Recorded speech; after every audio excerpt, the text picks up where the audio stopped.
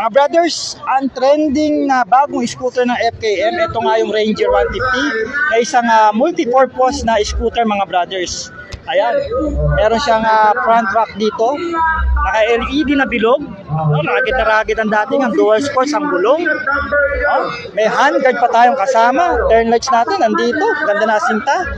Top box ready, at syempre pag binili nyo ito, libre na ang SCC na top box at saka helmet, diba, na worth 10,000 pesos.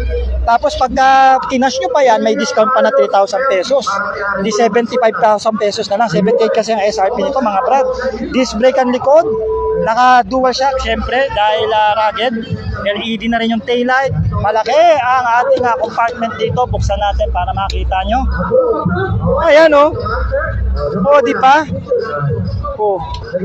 Malaki ang floorboard. May lagayan tayo ng inuman dito. Package, USB charging port, digital meter. Mataas yung handlebar. Sa lahat ng scooter na na-check ko, ito yung pinakamataas.